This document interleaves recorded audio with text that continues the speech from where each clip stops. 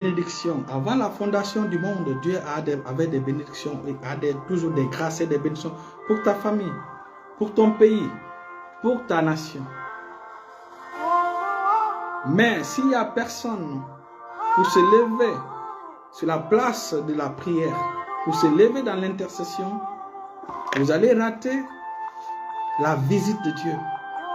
Vous allez rater ces grâces de Dieu. Dieu va venir dans votre famille, mais vous n'allez pas savoir. Il est venu parmi les siens ne l'ont pas reçu. Mais à tous ceux qui l'ont reçu, à tous ceux qui ont cru en nous, il les a cru en son nom. Il les a donné le pouvoir, l'autorité de devenir enfants de Dieu. Tu deviens enfant de Dieu, tu as l'héritage de Dieu. Notre Père est quelqu'un qui ne parle pas beaucoup. Il est introverti. Si il commence à nous parler des points clés, le début de l'année, il est important pour que chaque enfant de Dieu puisse prêter attention. Dieu ne parle pas beaucoup. Dieu ne parle pas beaucoup. Lorsque vous lisez, le Père ne parle pas beaucoup. Le Père est introverti, comme je viens de le dire. Donc, ce qu'il dit, nous devons prêter attention, nous devons veiller là-dessus. Ces temps-ci sont des temps où les enfants de Dieu doivent se lever comme sentinelles sur leur famille, sur leur ville, sur leur pays. C'est pourquoi la dernière fois j'avais dit, un homme qui n'aime pas la prière, une femme qui n'aime pas la prière, il est mieux pour lui d'organiser un deuil sur sa vie. Une cérémonie où il invitera des pleureuses professionnelles pour venir pleurer sur sa vie. Il est capital et important aujourd'hui que les enfants de Dieu comprennent. Je parle bien de ceux qui sont nés de nouveau. Parce que notre plateforme, c'est pour les chrétiens, c'est pour les nés de nouveau, pour pouvoir les équiper à se focaliser sur l'essentiel. Et l'essentiel aujourd'hui, Dieu veut que le salut de ta famille, et pour que le plan de Dieu vienne s'accomplir dans ta famille, il faut que quelqu'un se lève dans la famille. Il faut un homme de prière. Il faut une femme de prière.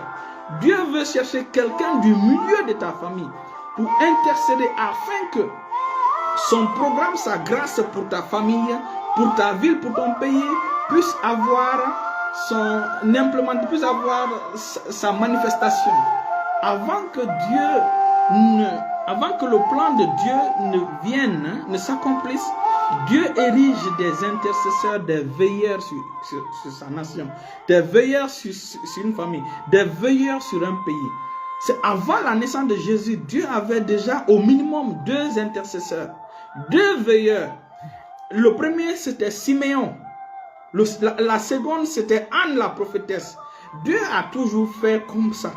Dieu ne fait jamais quelque chose sans d'abord préparer des intercesseurs avant d'abord que son plan ne vienne. Voilà pourquoi le plan de salut pour Israël, pour que ce plan de salut puisse venir, pour que ce plan de salut puisse se manifester pour Israël, il a fallu 2 intercesseurs. Il a fallu, c'est pourquoi certains hommes de Dieu disent que le papa spirituel de Jésus, c'est le papa spirituel physique, parce qu'on parle de papa spirituel, de mère spirituelle, on parle de la couverture spirituelle, on parle de père spirituel. Donc, Simeon et Anne, la prophétesse, étaient ces personnes-là. Et il faut comprendre ceci, ton père spirituel a toujours la parole prophétique pour toi.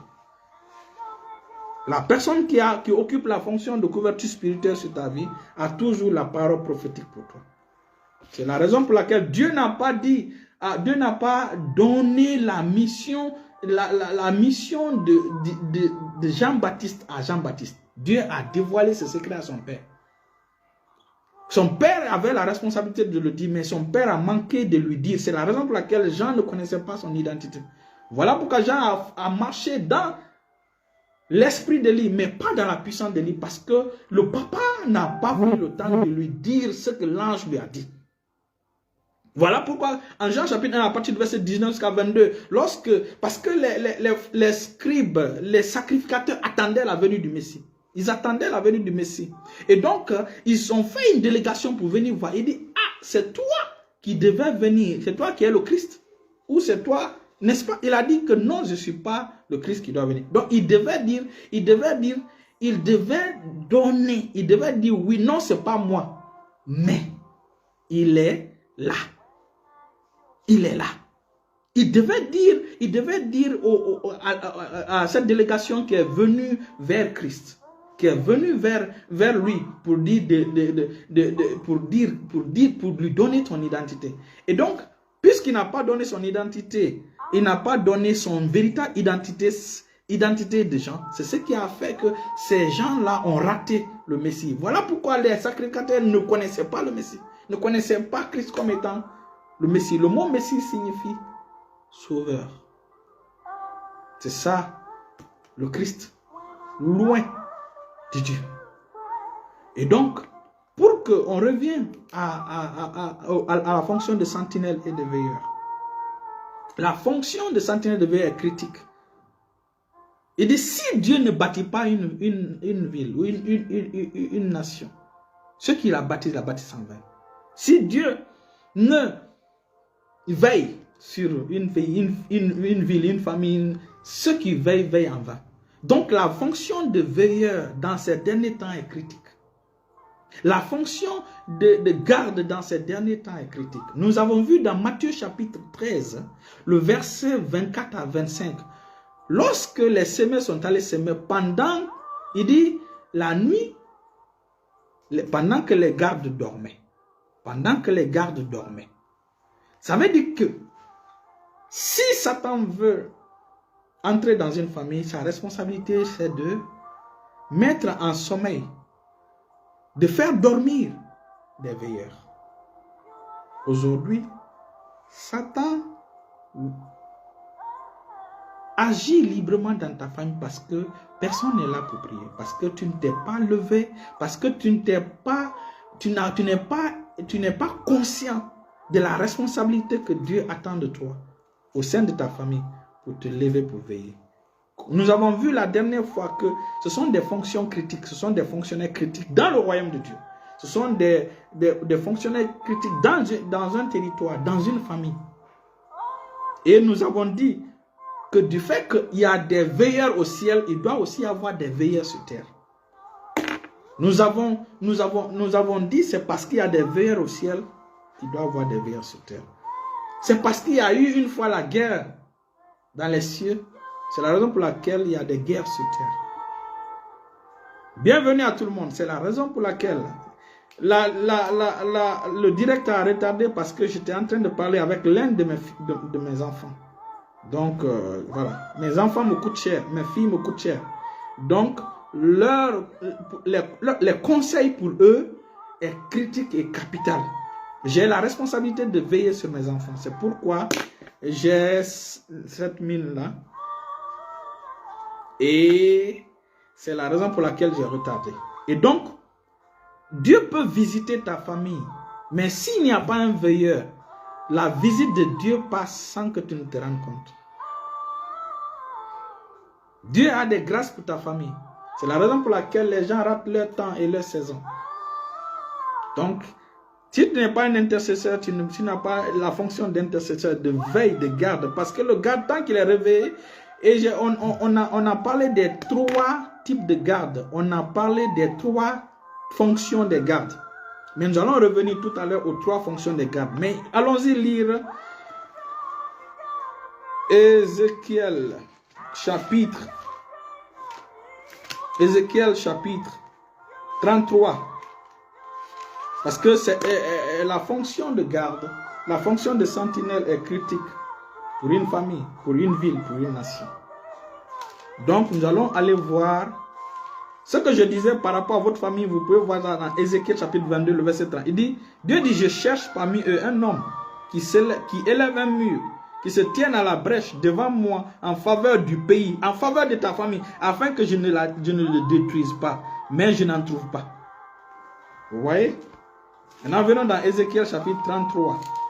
Les gens veulent que les pasteurs prient pour leur famille. Les gens veulent que les prophètes prient pour leur famille. Les prophètes prophétisent sur leur vie. Disent, ah, j'ai vu la main de tel. C'est bien. C'est la raison pour laquelle moi, le prophétique que Dieu m'a confié est différent des autres prophétiques. Ça ne sert à rien de dire le nom de quelqu'un. Voici ton nom, ton village, tant. La personne a sa bénédiction et la personne n'est pas productive pour le royaume de Dieu. Il est béni, mais la personne est bénie, la personne avance, mais Dieu n'avance pas. La personne ne devient pas une ressource pour le royaume de Dieu. C'est bon de dire le nom des personnes. C'est bon de dire le nom de leur village pour authentifier que la prophétie qui vient de toi vient de Dieu. C'est bon. Mais généralement, ce type de prophétie, c'est pour... Non seulement pour... C'est pour les incrédules. Pour ceux qui sont incrédules ou celles qui sont incrédules, ou pour les nouveaux venus dans l'église qui ne connaissent pas les choses près ou qui ont des réserves, Dieu peut faire cela pour les amener à la repentance. Ou quelqu'un qui a vraiment prié, le dernier jour de sa prière ou de son jeûne coïncide au rendez-vous de culte où le prophète est en train. Dieu peut le donner pour pouvoir satisfaire, pour pouvoir, bienvenue frère Peter Claire, que le Seigneur vous bénisse, pour pouvoir répondre à sa prière, pour pouvoir répondre à ce qu'il a cherché pendant tout un temps. Ou une femme qui a attendu beaucoup de temps les enfants. Donc, Dieu peut donner son nom. Dieu peut faire ces choses. Mais la plupart du ministère prophétique, parce que notre enseignement, nous, l'école de la foi, nous devons notre enseignement, notre prophétique est fondé sur la doctrine des apôtres, des apôtres et des prophètes. C'est-à-dire l'avancement du royaume de Dieu. L'avancement du royaume de Dieu. Quand on te dit que tu deviens sentinelle, nous allons voir les prochaines fois dans Habakkuk chapitre 2, le verset 1. Le sentinelle, quand il se lève pour prier, il ne prie pas ses propres requêtes. Il ne prie pas ses sujets de prière. Il prie les requêtes de Dieu. Il prie les sujets de prière de Dieu. C'est ça le rôle d'un sentinelle. Il prie ce que Dieu veut faire pour une famille, ce que Dieu veut faire pour une société, une nation. Voilà ce que l'intercesseur fait. Donc, Dieu nous dit, il dit, la parole de l'Éternel, Proverbe, Ézéchiel chapitre 33, verset 1 à 4. Il dit, la parole de l'Éternel me fut adressée en ces mots. Fils de l'homme, parle aux enfants de ton peuple et dis-leur, lorsque je fais venir l'épée sur un pays et que le peuple du pays prend dans son sein un homme et l'établit comme sentinelle. Le peuple prend un homme et l'établit comme sentinelle. Si le peuple ne veut pas prendre un homme pour l'établir, toi-même tu peux être pris par Dieu pour être établi sur ta famille comme sentinelle. Nous allons revenir à toutes ces choses. Vous savez, lorsque vous voyez des choses étranges se produire dans votre famille, c'est qu'il y a un veilleur qui s'est endormi. Des choses qui ne se faisaient pas avant dans ton pays. Des comportements qui ne se produisaient pas avant dans ton pays. C'est que des veilleurs, Satan a mis des veilleurs, des gardes en sommeil. C'est que les hommes que Dieu avait mis sur la ville, les gens les ont rejetés, ou ces gens-là sont décédés, sont morts. Vous savez, lorsqu'un veilleur sommeille, c'est pas bon. Même le sommeil physique est dangereux. Dans mon pays, par exemple, la Guinée, vous allez voir des histoires comme ça. Des gens dormaient pendant que la bougie était allumée. Comme il y a souvent un manque de courant, ils mettent la bougie et puis ils allument. Finalement, la bougie s'éteint, ça commence à brûler les choses, ça brûle toute la maison et ça brûle les personnes dans la maison. Ça brûle toute une famille, ça tue toute une famille. Déjà, nous voyons les conséquences du sommeil physique, les conséquences d'être endormi physiquement. Vous verrez toutes ces choses où pendant que les gens dormaient, le courant, il y a eu court-circuit, le feu a pris toute la maison et la fumée a tué la maison. Je connais des familles, je connais une personne une grande dame qui a échappé au court-circuit. Une dame qui a beaucoup de respect pour moi, quand il vous raconte cette histoire. Heureusement, ils ont détecté à temps, la fumée ne les a pas assoupis. Vous savez, bon, ça c'est chimique. La fumée peut rendre quelqu'un inconscient rapidement. Donc, quand les gens sommeillent, ils ne contrôlent plus ce qui se passe. Et spirituellement aussi, c'est la même chose. Voilà pourquoi le rôle des gardes est crucial, le rôle des veilleurs, le rôle des intercesseurs est capital et critique. Nous allons venir sur la définition des veilleurs, des sentinelles prochainement. Mais je voulais terminer par ceci.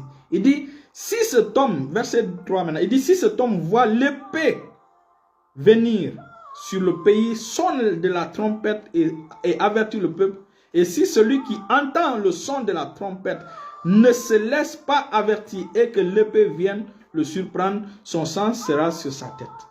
Ça, c'est un verset dangereux. C'est un verset vraiment dangereux. Donc, en plus des 3 types de veilleurs, des 3 fonctions des veilleurs, en plus de cela, nous voyons que les veilleurs ont la capacité de discerner l'épée de Dieu. Ont la capacité de discerner l'épée de Dieu. Donc, ça veut dire qu'ils discernent le mouvement de Dieu, ils discernent les intentions de Dieu pour une ville, les intentions de Dieu pour une famille, les intentions de Dieu pour une nation, pour une société. Donc, pour que quelqu'un puisse détecter l'épée de Dieu, puisse détecter, il doit être équipé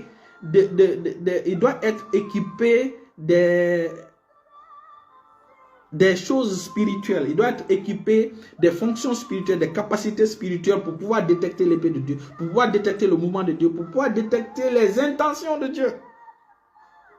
Donc, pour que tu puisses devenir veilleur, il faut que tu sois quelqu'un qui intercède pendant un long temps. Ça peut être 6 mois, ça peut être 8 mois, ça peut être...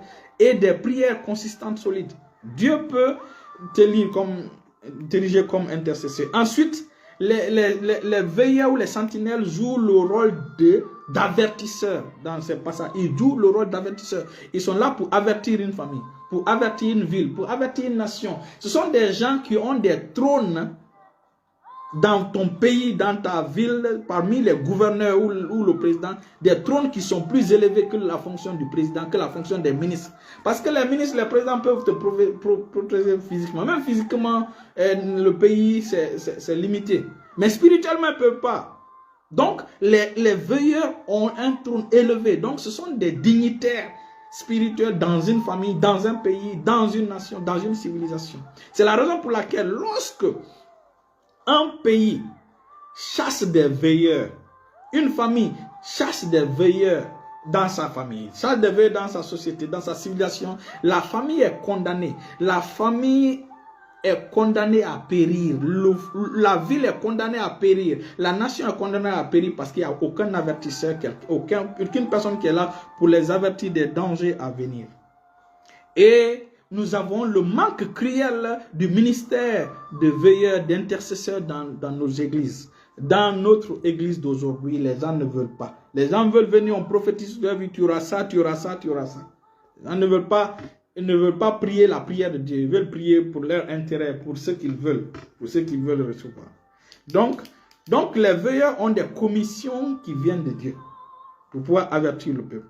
Lorsque un veilleur est exclu d'une civilisation, d'une famille, d'une ville, la famille est condamnée. Et c'est ce qui arrive aujourd'hui en Europe, dans le monde occidental. Même parler de Jésus. Donc, quand tu exclus Jésus de ta famille, la famille est condamnée. Quand tu exclus Jésus de ta ville, la ville est condamnée. Parce que Satan sera libre de venir faire son plan, son projet, de venir manifester ce qu'il... Donc, quand les sentinelles sont exclus d'une juridiction, parce que chaque sentinelle, chaque veilleur a une juridiction. Vous savez, je connais par exemple, il y a l'un de mes enfants, puisque Dieu m'a donné cette grâce. Tout ce que je suis en train de vous dire ici, je le fais juste pour enseigner, pas pour me lancer des fleurs. C'est la raison pour laquelle je suis prophète, mais je n'aime pas afficher que je suis prophète. Je lutte avec moi-même pour ne pas, je préfère que les gens m'appellent prophète, mais moi-même j'afficherai pas que je suis prophète. Mais les gens sauront par nos interactions. Donc, Dieu m'a donné cette grâce-là, que beaucoup de prophètes soient connectés à moi, que soit mes enfants ou les enfants de mes enfants deviennent des prophètes. Il y a beaucoup de prophètes comme ça. Je les ai prophétisés, je dis vous êtes des prophètes. Ils n'ont pas cru. Aujourd'hui, maintenant, ils voient le ministère prophétique agir dans leur vie. Donc, j'ai l'un de mes petits-fils. Lui, par exemple, il est un veilleur de type 1. Les veilleurs de type 1 sont des gens qui détectent. Dieu les a équipés de détecter les projets de Satan contre une famille, contre un pays, contre une ville. Eux, ils ont la capacité de discerner le programme de Satan. C'est la raison pour laquelle je dis, lorsque ta prière rentre en collision avec les intentions du diable contre ta famille, contre ta ville, le résultat, c'est une déception pour l'ennemi. Ou encore, quand tu es veilleur sur une famille, tu es veilleur sur une église, tu es veilleur sur une personne ou sur une localité, ça dépend de la localité, de la juridiction. Quand quelque chose doit venir sur cette ville-là, sur cette juridiction, sur cette famille, les veilleurs généralement perdent leur paix. Si par exemple ils ne sont pas avertis du danger, ils ne savent pas, ils perdent la paix intérieure. Et donc ces personnes-là se mettent à prier, à intercéder. C'est en ce moment d'intercession-là, c'est l'intercession-là qui diminue l'intensité de l'attaque de l'ennemi. C'est vrai qu'ils n'ont pas discerné. Il y a certains types de veilleurs, ils n'ont pas discerné, mais ils ont perdu leur paix. Il y a des gens chrétiens parmi nous, lorsqu'ils perdent leur paix, c'est parce qu'ils n'ont pas l'argent, c'est parce qu'ils ne sont pas contents. Nous autres, quand nous perdons la paix intérieure, nous savons qu'il y a un danger qui vient. Donc, on se lève dans l'intercession. Puisqu'on ne sait pas ce qui arrive, on se lève dans l'intercession, on commence à prier solidement.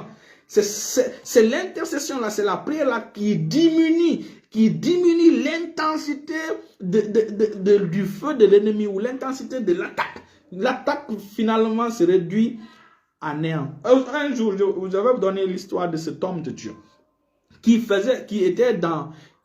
sortait d'une famille de veilleurs, d'une colonie de veilleurs. Il est rentré dans un bus pour aller dans une ville. Quand il est rentré au cours de la route, le bus a fait l'accident.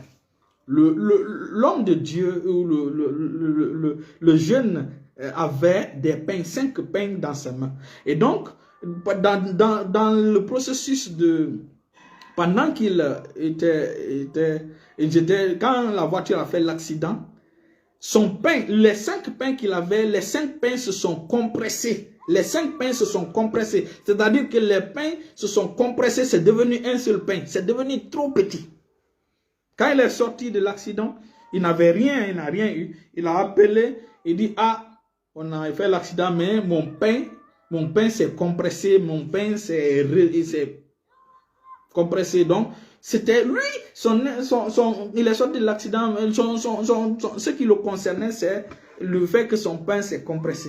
Le fait que son pain s'est compressé. Et donc, c'est ainsi que le pasteur qui l'a appelé, le pasteur a dit, toi tu penses que le programme du diable c'était pour compresser ton pain. C'est toi qui voulais compresser, c'est toi qui voulais tuer. Mais puisque tu es sorti d'une colonie de veilleurs, d'une colonie d'intercesseurs, d'une colonie de gens qui prient, voilà pourquoi l'intensité de l'attaque de l'ennemi s'est atténuée à ton niveau. C'est seulement ton pain qui a eu des dommages. Mais dans l'accident, certains sont morts, certains ont eu des crânes fracturés, des jambes cassées. Mais lui, il n'a rien eu. Vous voyez? Donc, il est important de comprendre, quand nous perdons, nous les veilleurs, nous ceux qui savent, qui sont des veilleurs, quand ils perdent leur pain, ils savent ce que ça signifie. C'est ça, c'est la raison pour laquelle il y a 4 choses dans le monde spirituel, à part les dons spirituels, il y a 4 choses, bon, je vais revenir, 5 choses dans le monde spirituel que nous allons voir les prochaines fois. Et donc, le sentinelle a une juridiction, a un lieu, donc on a cité la première fonction de veilleur, les premiers types de veilleur, ils discernent l'activité satanique autour d'une ville, autour d'une famille, autour d'une nation. Donc, on a vu aussi que lorsque tu exécutes bien ta fonction de veilleur, les intercesseurs ou les veilleurs, ce sont des gens qui attirent Dieu. Ce sont des gens qui attirent Dieu comme l'aimant. Dieu cherchera ton amitié. Tu deviendras ami de Dieu parce que pour que Dieu puisse envoyer son projet dans une ville, dans un pays, dans une famille, il va toujours t'informer. Il va passer par toi. Surtout si c'est le jugement de Dieu sur cette famille. Il passera par toi pour que tu puisses avertir la famille, pour que la famille puisse se repentir parce que Dieu, sa miséricorde, est plus élevé que son jugement. Sa miséricorde est plus élevée que son jugement. Et donc, c'est la raison pour laquelle il sera ami avec toi qui est intercesseur, qui est sentinelle, pour que tu puisses avertir cette famille, pour que tu puisses veiller sur cette famille. Vous connaissez, nous allons donner les exemples de plusieurs personnes comme ça dans la Bible. C'est la raison pour laquelle l'Éternel nous a donné cette année comme année de prière et de sanctification. Les gens qui sont des veilleurs de type qui discernent l'activité angélique, l'activité, les programmes de Satan. Nous allons voir ces choses en détail les prochaines fois. Nous allons voir ces choses en détail les prochaines fois. Mais il faut savoir que Élisée par exemple, était l'une des personnes qui était un veilleur ou une garde, un garde ou un intercesseur, une sentinelle qui détectait les activités sataniques, les programmes de l'ennemi contre Israël. Vous vous rappelez, lorsque le roi de la Syrie voulait attaquer, avait des projets, Élisée disait toujours ce qui se passait. Nous allons revenir sur toutes ces choses. Donc Élisée était le type 1 qui détecte les activités de plan de Satan contre une nation, contre un pays. C'est pourquoi quand vous lisez le livre d'un roi chapitre 6, vous allez voir à partir du verset 8 au verset 23, vous allez voir que toute décision que le roi prenait dans son cercle contre Israël, Ézéchiel était informé. Élisée était au courant et Élisée informé. C'est la raison pour laquelle le roi a cherché le traître parmi eux, mais n'a pas trouvé. C'est l'une des personnes dans la cour royale, dans cette assemblée. Donc, c'est lui qui a dit, il y a un homme dans Israël. Il dit, même les causeries que tu fais dans ta chambre secrète, lui, il l'entend. Même les décisions que tu prends à huis clos, lui, il l'entend. Donc, qu'est-ce que les Assyriens ont fait? Les Assyriens ont décidé maintenant de ne pas attaquer Israël, mais de venir attaquer l'homme de Dieu, de venir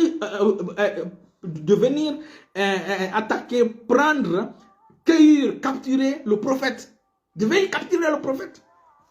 Donc, Élisée fait partie des types de veilleurs qui détectent l'activité démoniaque, l'activité de l'ennemi contre une famille. Comme j'ai dit, j'ai l'un de mes enfants comme ça. Lui, Dieu a fait de lui prophète, intercesseur, veilleur sur une ville. Bon, pas une ville, sur un village. Donc, tout ce qui doit se faire, généralement lié à sa famille ou autour, il détecte.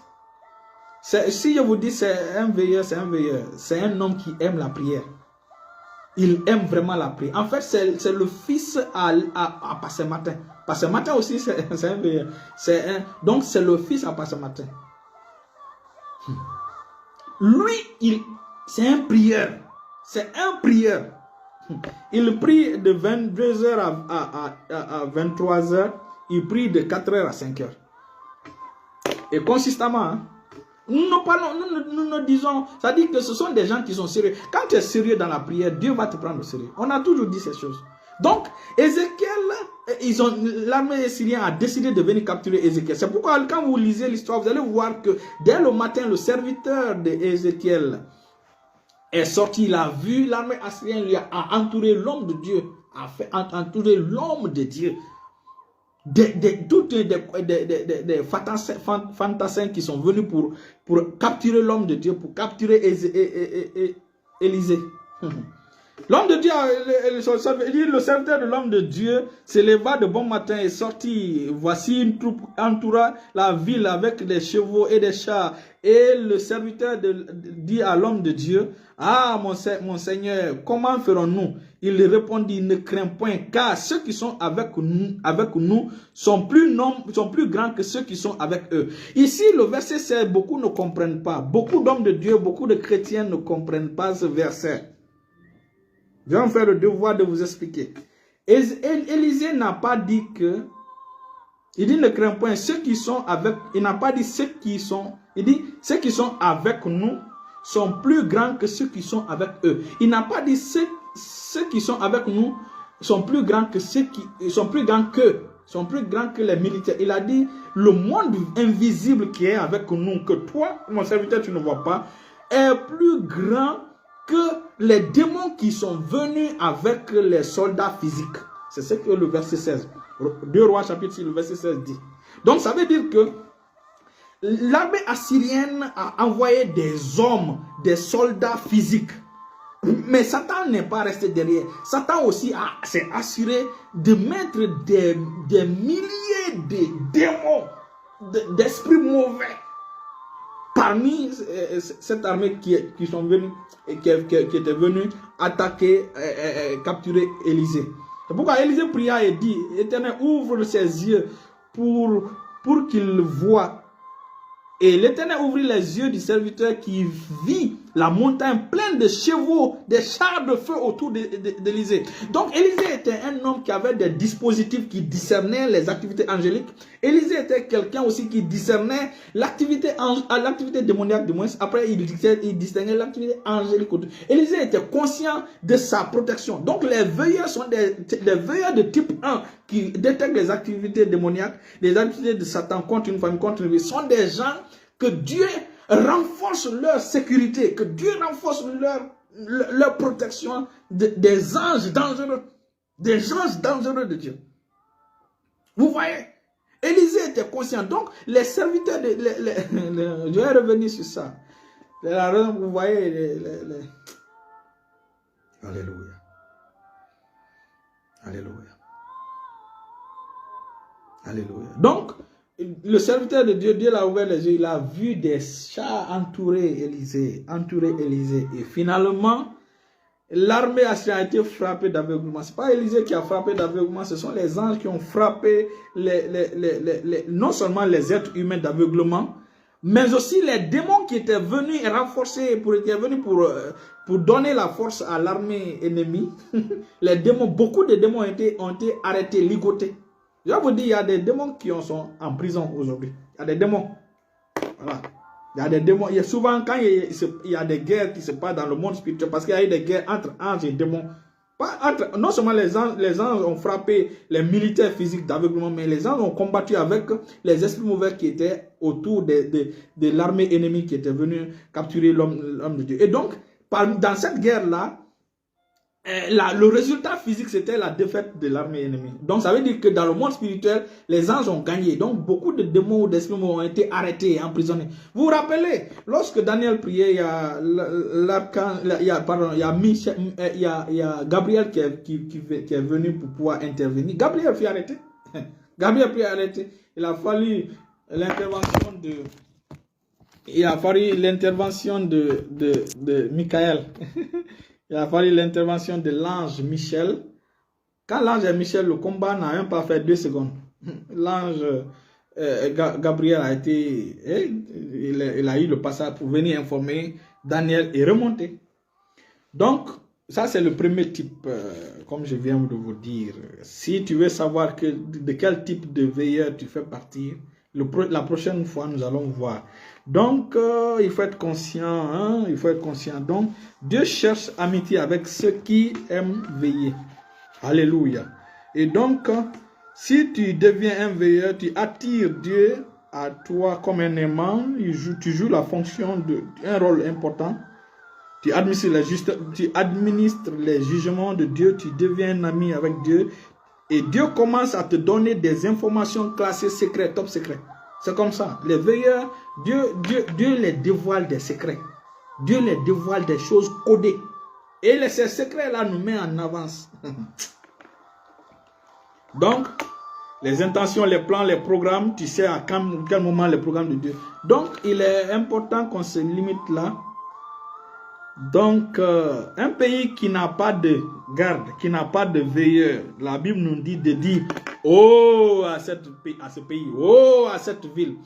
Une famille qui n'a pas de garde, de veilleur, la Bible dit de dire « Oh ». Ça veut dire quoi? Malheur à cette famille, malheur à cette ville, malheur à ce pays qui n'a pas de garde, qui n'a pas d'intercesseur, qui n'a pas de veilleur. Donc, nous allons nous limiter là. Nous allons commencer la prochaine fois par le livre d'Habakkuk chapitre 1. Nous allons voir la fonction de veilleur. Nous allons donner les 3 types de veilleurs. Nous allons voir ce que les veilleurs font. Et même, moi-même, je peux dire que, je viens de dire Habakkuk, vous allez voir même des chrétiens qui ne connaissent même pas ce que veut dire Habakkuk. Si Habakkuk était un prophète, si Habakkuk était qui, ils ne connaissent pas. Le livre d'Habakkuk, ils ne savent même pas où ça se trouve. C'est la raison pour laquelle les enfants de Dieu doivent être des étudiants de la parole de Dieu. Alléluia. Donc, nous allons voir Habakkuk. Donc, les avantages d'un veilleur. Donc, restez bénis, restez bénis, restez bénis. Restez bénis, restez bénis. Père Céleste, nous te prions afin que tu puisses susciter, que tu puisses parler dans le cœur de tes enfants afin qu'ils se lèvent à intercéder. Afin qu'ils puissent voir l'avantage du royaume de Dieu et non leur avantage, afin qu'ils puissent œuvrer pour l'épanouissement, pour l'intérêt du royaume de Dieu, pour l'intérêt de ton royaume, pour la manifestation de ton programme, de ton plan dans leur famille, dans leur ville, dans leur pays, parce que le projet que tu as, c'est le salut de l'humanité, c'est le salut des familles, c'est le salut des générations. C'est pourquoi Seigneur, nous te prions afin que tu puisses mettre ce feu pour que tes enfants se lèvent dans la prière au nom puissant de Jésus. Dans le nom puissant de Jésus, nous avons prié. Et comme j'ai dit, il est important. Il est important. Les veilleurs sont critiques et importants pour une nation, sont importants et critiques pour une famille. N'attends pas qu'un pasteur vienne prier pour ta famille. Toi, commence d'abord, avant que Dieu t'envoie un pasteur sur ta famille.